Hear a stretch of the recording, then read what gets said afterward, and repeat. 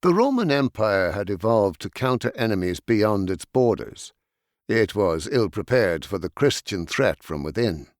When the empire awoke to the danger, its response was inconsistent and erratic. The Christian reaction tested their resilience. A fight for survival began. Christians, from the god of war.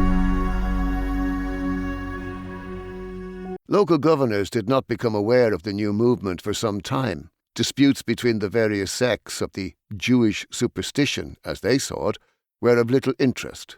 When they did become aware, it seemed nothing more than a family quarrel. Tacitus gave the first account of Christian persecution. In AD 64, a great fire destroyed part of Rome.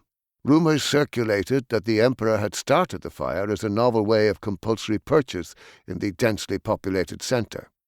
To stop the rumor, Nero made scapegoats and punished with every refinement the notoriously depraved Christians, as they were popularly called. Christians generally accept this as the first organized persecution under Roman rule. However, there is no certainty that it was. The group was not popularly called Christians in AD 64. The Nazarenes, as they were called, were numerically tiny and indistinguishable from the Jewish community of which they were part. If Nero did punish any group for the fire, it was most likely to have been the Jews as a whole, some of whom might, by coincidence, have been Nazarenes. By the reign of Trajan, AD 98 to 117, Christians could be identified as a sect distinctive from the Jews. Tacitus, in his Annals, describes them as depraved, with their deadly superstition and hatred for the human race. The Greco-Roman satirist Lucian was equally disparaging. The poor wretches have convinced themselves that they are going to be immortal and will live for all time by worshipping that crucified sophist and living under his laws. Trajan, in his response, urged caution. These people must not be hunted out, he declared, insisting that anyone brought before the court should not be punished, provided they denied they were Christians and proved it by making a token offering to the gods. For the next 150 years, persecution remained sporadic, more often prompted by popular anger rather than imperial decree.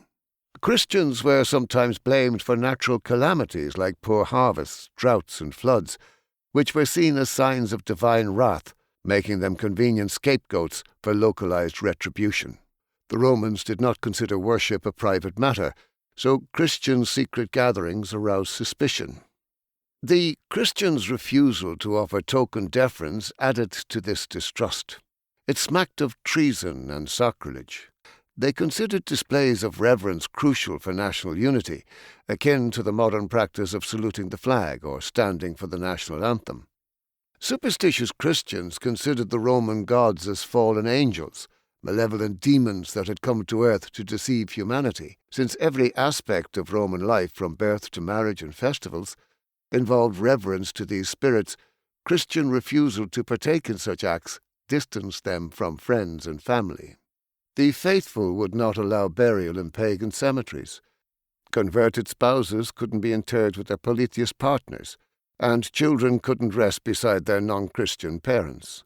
To the Romans, this created the perception of a fanatical cult that brainwashed children, tore families apart, and divided entire communities. Christian doctrine reinforced these fears. For I have come to turn a man against his father, a daughter against her mother, a daughter-in-law against her mother-in-law. A man's enemies will be the members of his own household. Anyone who loves their father or mother more than me is not worthy of me. Anyone who loves their son or daughter more than me is not worthy of me.